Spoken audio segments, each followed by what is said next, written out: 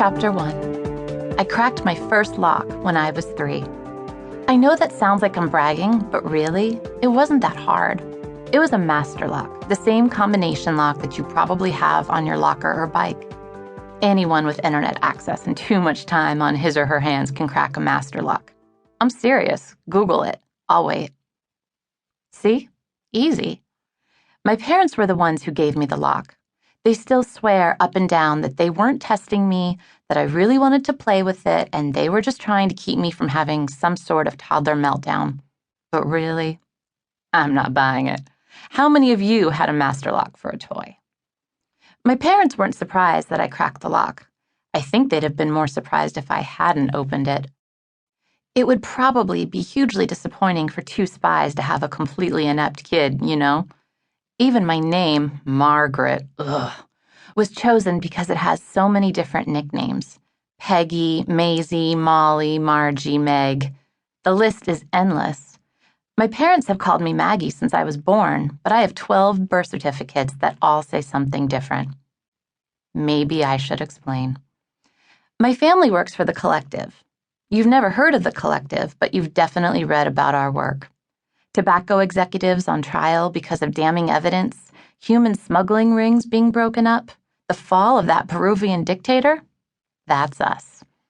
I have to admit, I'm still not sure who or what the Collective even is. I only know a few details.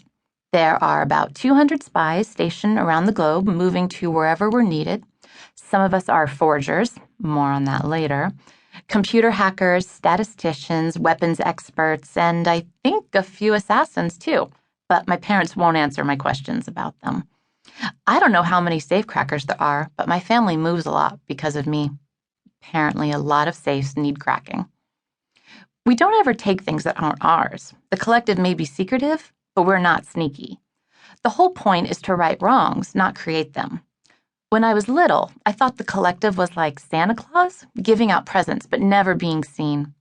Now I know, of course, that the Collective is based in London, not the North Pole, but whether it's run by dozens of guilty conscience millionaires working toward a noble cause or one crazy Howard Hughes type dude, I have no idea. The Collective had stationed us in Reykjavik, Iceland over the summer. We were getting ready to head to New York tonight after finishing this job, which could not end soon enough for me.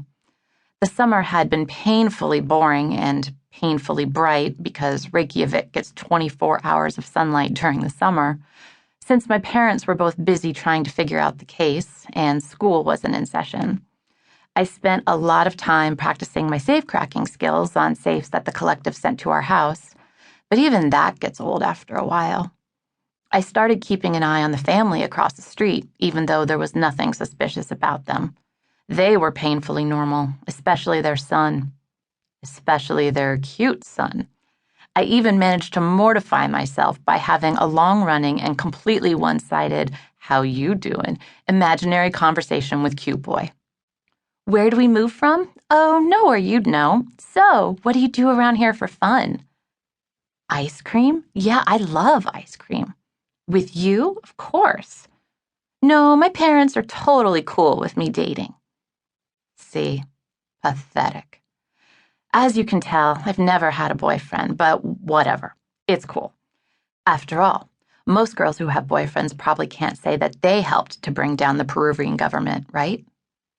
So, after a hot and dusty summer spent safe-cracking and slowly going crazy over cute boy, I was ready for New York, ready for a change. I was ready for something to happen. The first rule of being a spy: listen. Our family friend Angelo always says that a good spy never asks questions, that people will always tell you what you need to know. I've known Angelo my entire life. He was friends with my parents back when they were all in Paris together, and they've stayed in contact ever since.